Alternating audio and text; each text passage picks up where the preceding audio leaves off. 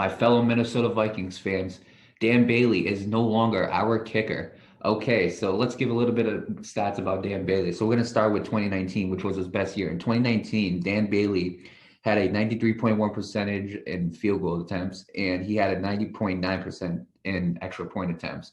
So that was his completion percentage, which I think was very good. But then you go to but then 2018, he had a very bad season. He went 21, well, not too bad. He went 21 for 28 on field goal attempts, and he had a career low of 68.2 field goal percentage in 2020, missing 7 of his 22 field goal attempts.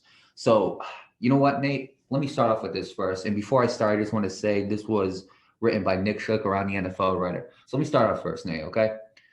Thank God. That's what I'm going to say. Thank God, because Dan Bailey is on the verge of a decline. Now, I wish Dan Bailey the best of luck no matter where he goes. But as a Viking, I did not like my time with Dan Bailey. I'm going to be honest with you. I did not like that time.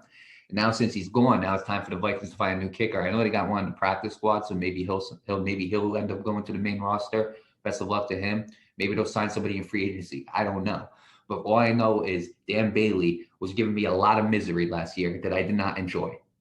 It was a miracle when this dude hit an extra point. That's how bad it was getting. And I thought Dan Bailey was going to be cut in the middle of the season. They waited to the end of the season, and Dan Bailey is now gone. Now, Dan Bailey is obviously one of the greatest cowboy kickers to play the game. No doubt about that. They called him Mr. Accuracy back then because he had like the third greatest accuracy in NFL history, or the third greatest field goal percentage in NFL history back when he was with Dallas. When he went to Minnesota, it seemed like he was on the decline, and 2020 is definitely a bad year for him. So when you really think about it, Nate, I'm going to be real with you. I think Dan Bailey should retire. Because what's going to happen is you're going to go on a different team unless you have a strive year, which I'm not saying he can't, build off of that. You know what I'm saying? But unless he has like some big year, he's just going to end up doing bad. Another team's going to end up cutting him, and somebody else is going to get signed in replace of him. So with that being said, I think the best thing for Dan Bailey right now to do is just retire. But with that being said, I wish Dan Bailey the best of luck in his future NFL career. I hope that he ends up having a resurgence in his career because I do like the guy as a player, or as a person and a player when he's good. Excuse me. So with that being said, I wish Dan Bailey the best of luck.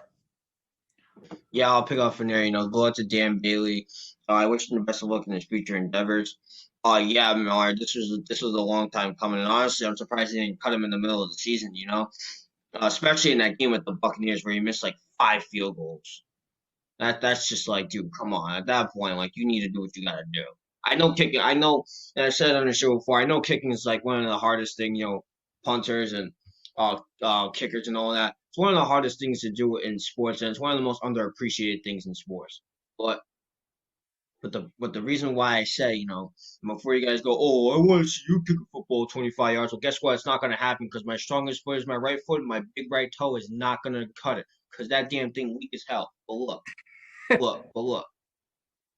I'm not a kicker, but that dude is. You got to do what you got. You're a pro like me. I can't kick a damn ball to save my life. This guy can. So, like, you can't be like, obviously you're gonna miss field goals. Yeah, fine. But when you miss 5 in one game, I honestly I thought he would have gotten cut right then and there. But obviously he's safe for the rest of the season. Now, obviously, I'm not. I mean, like you said, I agree. He should just retire at this point because, like, obviously age is playing a factor. He's having a, he's at the downside of his career. But who's to say he can't turn? Like we say with every other player, who's to say he can't turn around and make a comeback? We don't know if he's able to do that. Um, but with that being said, I do wish Dan Bailey the best of luck. And if he does continue to play, I wish him the best of luck to wherever he goes, and I hope he has a comeback. And I'm just eager to see where it goes.